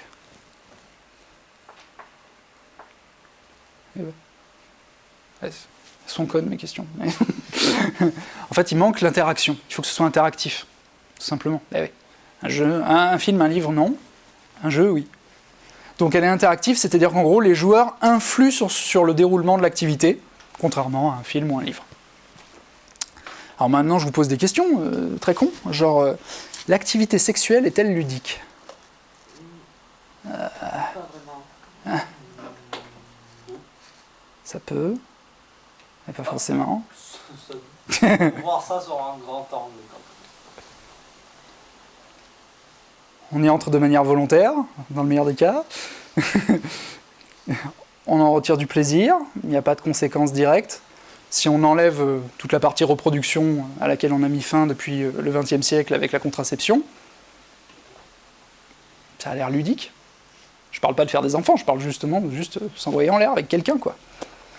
Bah, elle peut si on exclut vraiment son utilité, quoi. Si on la considère comme purement récréative. C'est un peu comme quand vous consommez des drogues, quoi. Il y a les drogues récréatives, et puis il y a le mec qui est vraiment accro et qui prend de la drogue parce qu'il a besoin de prendre de la drogue. Vous voyez ? C'est pas la même. Pourtant, on fait la même chose, mais il n'y a pas le même engagement dedans. Vous voyez ? Et poussé à l'extrême, je vous parlais de la sexualité, sans parler de l'activité sexuelle en elle-même, poussé à l'extrême, ça donne le jeu de la séduction, qui est incarné par une figure mythique, Don Juan. Don Juan, ça te permet de comprendre que la séduction est un jeu, puisque il y a l'absence totale de finalité, puisque son histoire, c'est qu'il drague une demoiselle, et dès qu'elle est prête à tomber dans ses bras, il l'abandonne, il va essayer d'en draguer une autre. C'est-à-dire qu'il n'y a pas de finalité. C'est un jeu. C'est pour ça qu'on dit le jeu de la séduction. Il n'y a pas de conséquences en dehors du jeu. Ce qui se passe dans le jeu reste dans le jeu, ça n'a pas d'influence sur la suite. Donc on revient à qu'est-ce qu'un jeu, la question du début. Donc je vous ai dit en anglais, il y a deux racines pour le mot game et play. Alors, play, c'est l'activité ludique, c'est le fait de prétendre. C'est pour ça que ça marche aussi avec les acteurs. C'est le fait de prétendre. Voilà. C'est ça le play. Et game, la racine game, c'est le jeu. C'est-à-dire c'est l'ensemble de règles avec les objectifs à atteindre, les conditions de défaite et tous ces schémas chiants que vous avez faits. Ça, c'est le game. Et en fait, faut penser. Moi, j'ai une métaphore, bon, je l'ai trouvée tout à l'heure, ou l'autre jour, je ne sais plus. Il faut imaginer game comme étant un réseau autoroutier. Ouais, dans le pays. Ça, c'est le réseau autoroutier, le game. Et le play, c'est le voyage qu'on va faire. Dedans, vous voyez ? Et donc, construire un gameplay, ou parler de gameplay, qui est un mot qu'on n'a pas en français, donc on utilise le mot en anglais parce que ça serait le jeu-jeu. Vous voyez ? Le gameplay, c'est l'harmonie et la cohésion entre ces deux choses, entre le réseau autoroutier et le voyage qu'on va faire. Vous voyez ? C'est que l'un soit bien construit comme pour l'autre, etc. Donc voilà. Oui, alors après il y a des manières très compliquées de le dire, c'est genre, qu'est-ce que j'ai mis ? Activité ludique procédurale comprenant un ou plusieurs objectifs transmis par des conditions de défaite et de victoire claires. Ça c'est un jeu. Vous voyez ? C'est la définition académique, mais c'est ça en fait. On a bien vu, hein, une activité ludique procédurale, ça veut dire que quand on joue à chat et que les règles sont pas claires, vous voyez, ou c'est pas « ah, je t'ai attrapé, tu m'as attrapé », ou même que les gamins jouent au ballon, il faut essayer de deviner les règles. Personne n'a dicté les règles, personne n'a écrit les règles, mais quand on voit l'image des gamins qui jouent au ballon, on comprend intuitivement qu'il faut essayer de garder la maîtrise du ballon. Tous les gamins essayent de faire ça. Donc en gros, ils essayent d'avoir le contact avec le ballon au maximum et d'empêcher les autres d'avoir le ballon. Donc on comprend quand même la partie jeu, la partie procédurale. Même si elle est minime, parce qu'elle n'a pas été dictée, elle ne peut pas être très compliquée. Après, on a inventé le football, mais vous voyez. Mais voilà. Donc la partie game, c'est le fait de formaliser les règles comme ça, d'avoir des conditions de défaite et de victoire claires. Les gamins, ils peuvent jouer au ballon, mais les conditions de sortie du jeu, c'est un parent m'appelle, je suis fatigué, j'en ai trop marre, ils sont trop forts, ou je suis trop bon, vous arrivez à rien. Et là, j'arrête de jouer. C'est ça les conditions de sortie du jeu. Ou je me suis cassé la gueule, voilà. Mais vous avez des conditions de sortie du jeu qui n'ont rien à voir avec le fait de posséder ou pas le ballon, et qui n'ont rien à voir avec le fait de jouer. Mais c'est marrant, il y en a quand même. On peut analyser ça. Voilà. Et donc, pourquoi je dis des conditions de victoire et de défaite claires pour les jeux avec des objectifs ? C'est parce que sans tout ce schéma de merde qu'on a fait, imaginez jouer au poker sans qu'aucun joueur ne connaisse les combinaisons de cartes, les paires, les brelans. Personne ne les connaît, on verra à la fin. C'est-à-dire qu'on fait le tour, on parie de l'argent, machin, on fait notre tour et tout. À la fin, on abat les cartes et puis là, on regarde c'était quoi les combinaisons. Personne ne savait. Pas très intéressant comme jeu. Pour une raison toute simple, c'est qu'un jeu a besoin de un ou plusieurs objectifs et de conditions de défaite et de victoire claires. En fait, il est rassurant le jeu mentalement parce que votre vie, la vie de tout le monde, de tout être humain, est tout sauf claire. Les conditions de victoire et de défaite ne sont pas claires. De quoi vous allez mourir ? Quand est-ce que vous allez être licencié ? Pourquoi ? Pas clair non plus, des fois c'est clair, mais souvent c'est pas clair. Les conditions de victoire aussi, quand est-ce que j'ai réussi ma vie ? À partir de quel moment ? Il y a une somme sur le compte en banque, il y a un nombre d'enfants, un nombre de maisons, je sais pas. Donc la vie, en fait, c'est un jeu où les conditions de victoire et de défaite et les objectifs ne sont pas clairs. Donc on invente des jeux souvent pour simplifier le problème de notre vie. En fait, pour nous apprendre à résoudre des problèmes plus complexes, les problèmes de notre vie, les vrais problèmes. Alors maintenant, donc, du coup, je vais vous demander juste une petite question subsidiaire. Qu'est-ce qu'un jouet ?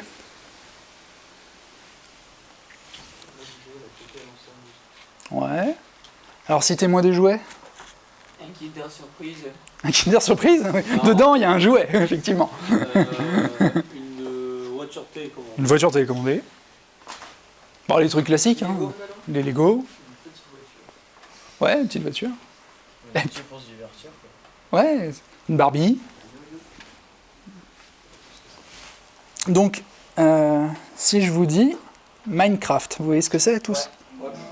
Normalement. Est-ce que c'est un jeu ? Ou est-ce que c'est un jouet ? C'est un jeu. C'est un jeu auquel on peut jouer. Oui, évidemment, comme tout le jeu. Si je vous dis, le jeu a des conditions de défaite et de victoire claires. Le mode créatif de Minecraft, mettons. C'est quoi les conditions de victoire ? C'est quoi les conditions de défaite ? Il n'y en a pas. C'est un sandbox. Donc c'est nous qui créons nos règles. Effectivement, on peut créer nos règles. Donc, on peut inventer un jeu. À l'intérieur du mode créatif de Minecraft, on peut faire celui qui fait la tour la plus haute, ce que tu veux. Voilà, celui... Hein ? C'est limité, oui. Celui qui refait le mieux une caverne, je sais pas quoi, j'en sais rien. Mais on peut. Et donc, un jouet, c'est un outil qui sert à inventer des jeux. Avec la poupée Barbie, on peut jouer à la coiffer, jouer au docteur, jouer... Vous voyez, on invente des règles. C'est un outil qui sert à inventer des jeux. Donc, au sens propre, le problème c'est que Minecraft étant un jeu vidéo, du coup il est classé dans les jeux, mais en fait c'est un jouet vidéo. Si on exclut le mode aventure, on peut battre le dragon dans le Nether et tout ça, il y a des objectifs quand même, mais voilà, mais le mode créatif de Minecraft, c'est un jouet vidéo. C'est ça le vrai terme. Les Sims ? c'est un jeu vidéo. C'est un jouet vidéo, c'est une Barbie... En fait, en réfléchissant... maison de poupée, quoi. Tout ce qui est créatif et sandbox, c'est un jeu vidéo. Voilà, c'est un jouet, voilà. Donc toute la partie jeu, c'est la partie objectif, toute la partie jouet, voilà, ce sont des outils qui vous permettent d'inventer des jeux. Donc, je vous les ai mis là. Voilà. Voilà. Un jouet, c'est vraiment ça. Donc vraiment vous apprendre à différencier, vous voyez, qu'est-ce qu'un jouet, qu'est-ce qu'un jeu, et utiliser les bons termes. C'est important. Donc un jeu, ça permet de créer une activité dans laquelle on peut oublier qui nous sommes et adopter d'autres règles que celles de la société humaine. Bon, ça c'est assez évident, on dit comme ça, parce qu'eux ils sont en train de faire un grandeur nature. Mais vous voyez, même un truc très simple comme ça. Le match de boxe, le ring de boxe, il est très bien comme exemple pour comprendre, parce que l'espace de jeu est très clair. Et c'est une limite physique. Alors que des fois, c'est pas physique. Je vais voir les gamins avec le ballon. Jusqu'où ils ont le droit d'apporter le ballon ? Bah, on sait pas trop. Jusqu'à la route, parce qu'il y a des voitures, ou jusqu'à ce que maman me dise de revenir, ou j'en sais rien. Où est la limite du jeu ? Où est la limite à partir de laquelle il faut plus aller chasser le ballon ? Et voilà. Là, c'est très clair. C'est-à-dire que, à l'intérieur de cette ficelle, j'ai le droit de mettre un poing dans la gueule à quelqu'un d'autre et je ne vais pas en prison. Et on est tous d'accord là-dessus. Personne ne va me mettre en prison. Alors attention, il y a des conditions. Et évidemment, à l'extérieur, si je mets... C'est-à-dire que vous prenez les deux boxeurs, vous les mettez à l'extérieur du ring, hein, sauf en MMA, mais je parle de la boxe classique, hein, je parle pas des mecs qui vont se foutre dans les gradins et tout. Pas du catch, tout ça, mais s'il fout un point dans sa gueule avant le match, en dehors du ring, il va en prison. C'est pas autorisé. C'est très grave. Mais dans cette ficelle-là, pendant le temps du match, pas en dehors, si je vais à minuit, si je traîne quelqu'un dans le ring de boxe à minuit pour lui puncher la gueule, je vais en prison quand même. Pourquoi ? Parce qu'il y a eu un public qui a reconnu l'activité comme étant un jeu pendant un certain temps, le temps du match. Et c'est pour ça que c'est le symbole, le temps de jeu est symbolisé très nettement. Vous vous souvenez, le gong, le tong. S'il fout un coup de poing après la sonnerie, ça va très mal pour lui. Bon, il a perdu déjà, mais en plus il risque des poursuites. Alors qu'il a foutu le même coup de poing, hein, je veux dire, c'est le même coup de poing que celui qu'il fout pendant le round. Donc un jeu, il y a un truc qu'on appelle le cercle magique. C'est un terme de game designer. Le cercle magique, c'est un espace géographique et temporel dans lequel les règles de la société changent. Ce n'est plus les règles habituelles. Voilà. Donc il faut vraiment réfléchir comme ça. Quelles sont les conditions d'entrée dans le jeu ? Quelles sont les conditions de sortie du jeu ? Etc. Parce que vous verrez qu'il y a toujours ça. Alors il y a des jeux qui jouent avec ça, hein. Je vous en présentais ce qu'on appelle les jeux pervasifs.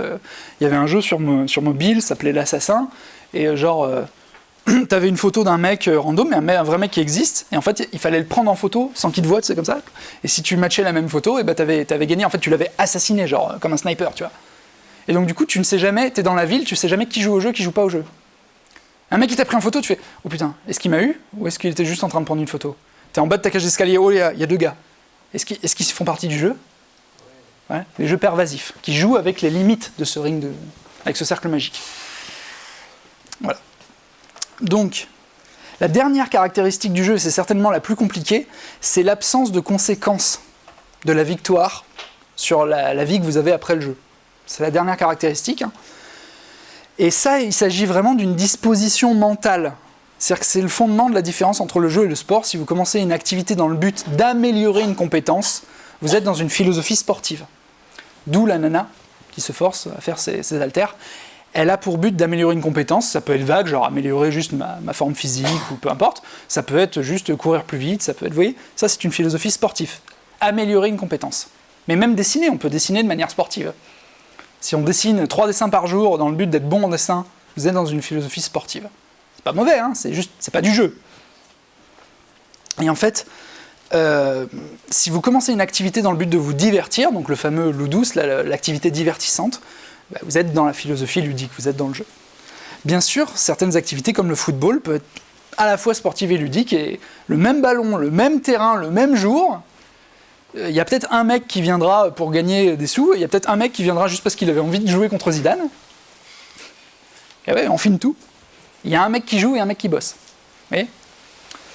Donc, la question des jeux d'argent, bon, je voulais la faire, je l'ai faite tout à l'heure, bon, on la refait pas, je vous ai expliqué qu'est-ce que c'était le gamble, qui vient se greffer par-dessus un jeu qui est généralement émoisi, qui n'est pas très intéressant sans le gamble, qui lui n'est pas du jeu, qui est un pari d'argent.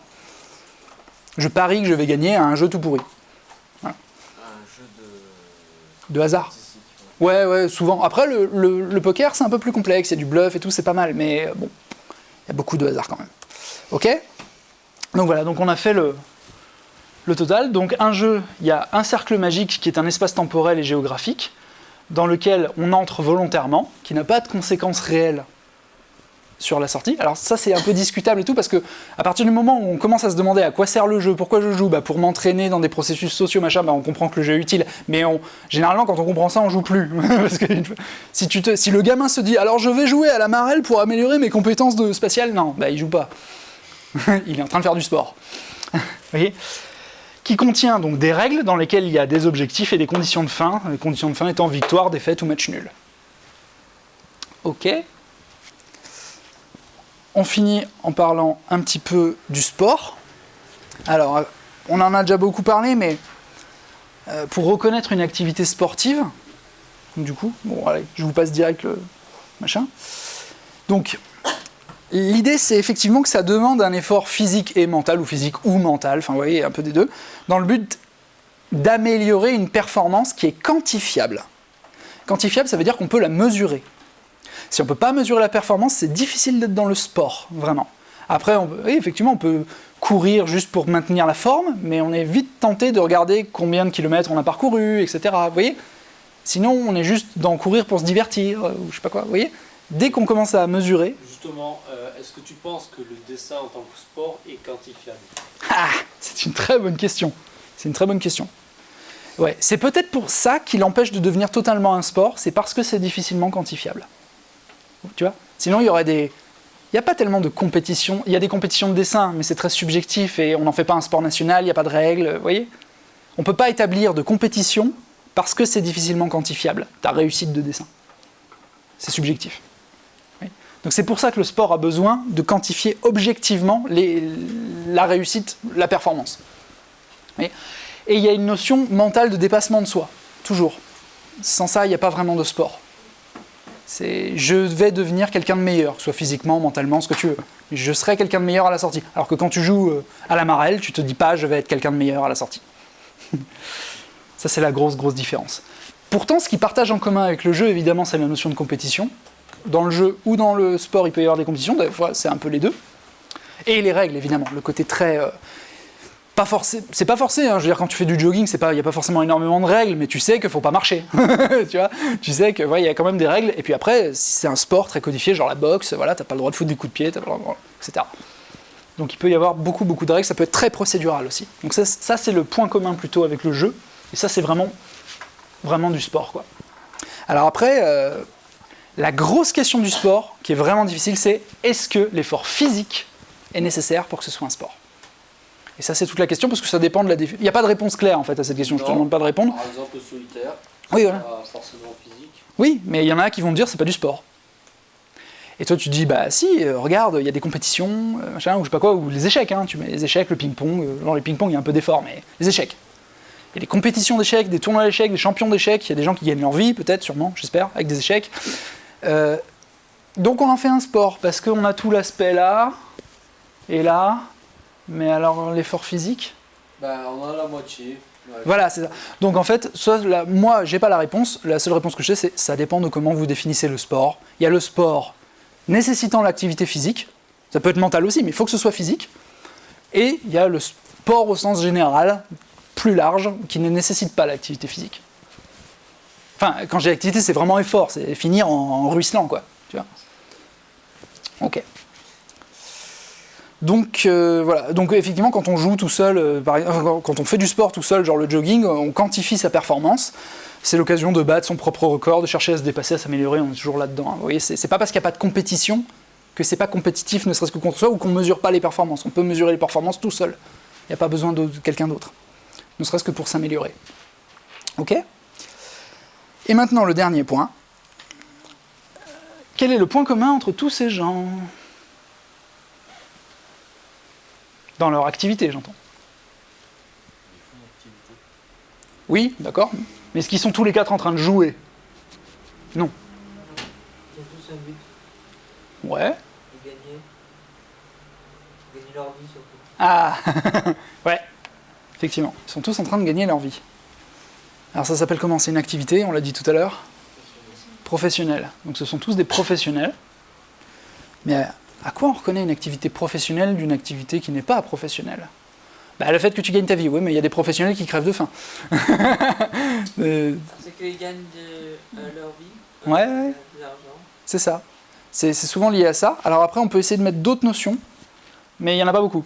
Donc il y a évidemment la rémunération, mais en fait, avant la rémunération, parce que des fois, on fait du boulot pro qui n'est pas payé, ça arrive. Stagiaire, bonjour. En fait, il y a une production à valeur ajoutée dans notre activité. On produit quelque chose.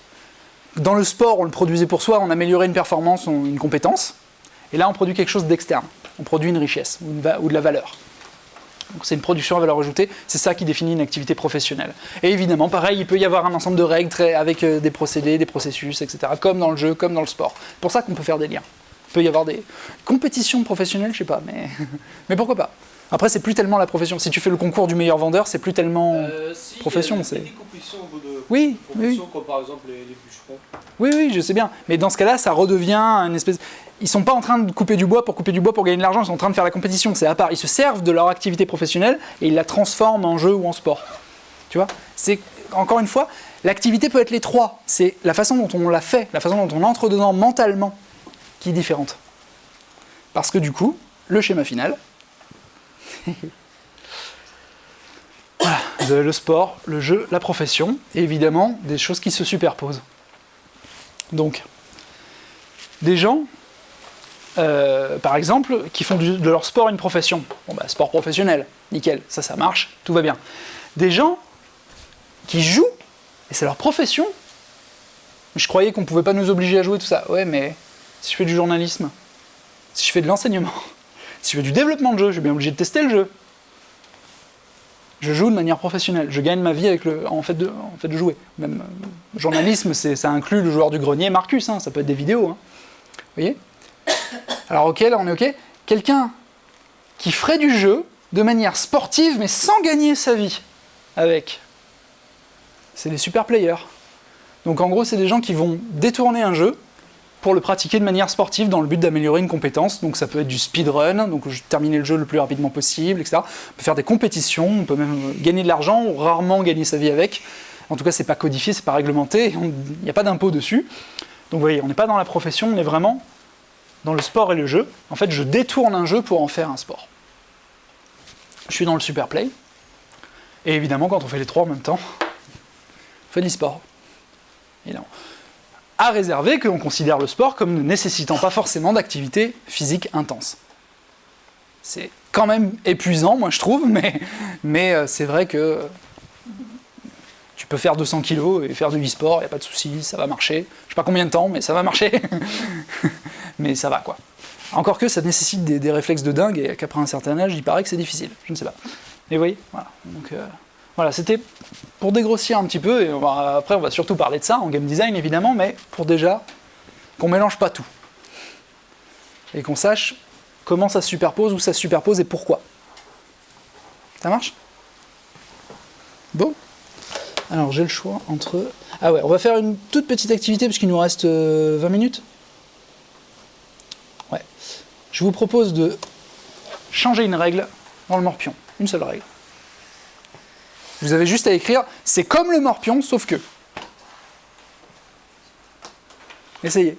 Alors l'idée, c'est que la règle soit la plus simple possible, mais qu'elle change énormément de choses sur la façon de jouer. Que ce soit intéressant, quoi.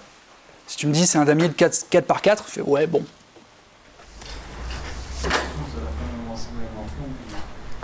Mais si ça ressemble plus du tout, ouais, si tu arrives à faire un jeu qui ressemble plus du tout, alors que tu as changé juste une règle simple, pourquoi pas ? Ça serait intéressant. Comme j'ai dit, tu vois, genre tout à l'heure on avait dit, et si les deux joueurs jouent simultanément, qu'est-ce que ça ferait, tu vois ? Ça. On pourrait avoir une version électronique du morpion où chacun choisit son coup à l'avance, et puis les deux coups se résolvent en même temps. Alors du coup, si je jouais au même endroit, ça s'annule, tu vois, ça fait match nul comme pierre, papier, ciseaux.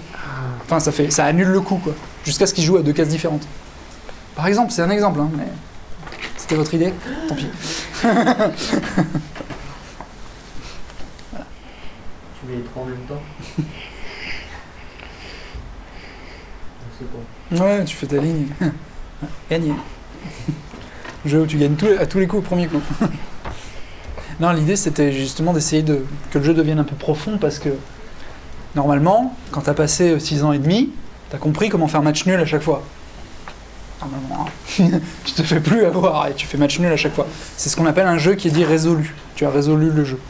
C'est-à-dire, dans toutes les conditions, de toute façon, tu joues de manière optimale et tu finis toutes les parties par un match nul. Donc l'idée c'était d'éviter ça par exemple. De redonner un petit peu de stratégie, je ne sais pas. Ou de changer complètement. Mais le plus dur c'est de le faire en une seule règle. Parce qu'évidemment quand tu changes tout c'est plus le même jeu, forcément. Plus de rapport, mais de changer juste une règle. Vous voulez proposer des trucs ? Alors, c'est comme le morpion, sauf qu'aligner 3 symboles vous fait perdre. Vas-y, faites une partie.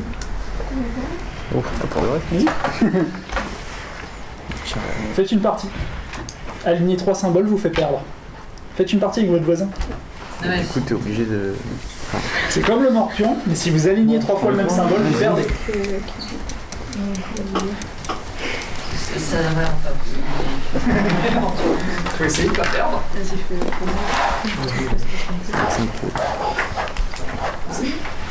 Vas-y, commence.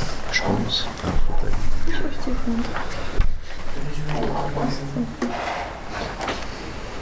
Bon, vous avez le processus pour créer la partie. Et je t'ai baisé. J'ai gagné. Moi j'ai gagné au morpion. Eh, mais il y avait de la vraie réflexion. Bah oui, refaites-en une. Ah bon. Ta feuille. Parce qu'en fait, je crois que c'est une des variantes les plus intéressantes. Ah ouais? Bah parce que c'est très simple comme changement, c'est très beau, tu vois ce que je veux dire. Il y a presque rien qui change, mais tu joues complètement différent. J'avais un peu la même chose. Je vous donne la question de la semaine. Donc, c'est une simple question. Vous y répondez dans un document que vous créez. Vous me l'envoyez au format PDF. Je vous donnerai un lien internet pour m'envoyer le fichier. Par la magie d'internet. Donc vous m'envoyez ce document. C'est, je dis, avant samedi minuit. Donc samedi 24 septembre à minuit. Ça, c'est la limite. Donc c'est un travail qui normalement vous prend moins d'1 heure. Bon, peut-être 2 les premières fois parce que faut le temps de se mettre en route, mais bon. Vous pouvez répondre sous n'importe quelle forme, dans le sens, c'est un document PDF, mais dedans, mettez ce que vous voulez. Une simple phrase, si ça suffit à répondre, mettez une simple phrase. S'il faut un paragraphe, vous mettez un paragraphe. S'il faut un dessin, vous mettez un dessin. S'il faut un schéma, vous mettez un schéma. Vous pouvez faire un combiné de tout façon art totale. Ce que vous voulez. L'idée, c'est que je ne note pas l'originalité de votre réponse. Je ne vous demande pas d'être créatif, hein, c'est pas ça, c'est pas le cours de le laboratoire créatif. Ce n'est pas du tout ça. En fait, je ne récompense pas votre créativité, c'est un exercice de recherche et de synthèse. C'est-à-dire que, imaginez quelqu'un qui vous pose la question que je vais vous poser, en fait, je note la qualité de votre explication. À l'écrit, mais même visuellement, etc. C'est-à-dire que c'est un document qui doit répondre de manière claire et limpide, pour n'importe qui lit, à la question. Ça marche ? Vous êtes prêts ? Pourquoi, dans la Station Spatiale Internationale, les astronautes flottent-ils ? C'est facile. Ouais. Donc voilà, les gens, c'est tout pour aujourd'hui. Je peux le résumer. Ok. Je vous le rafficherai tout ça.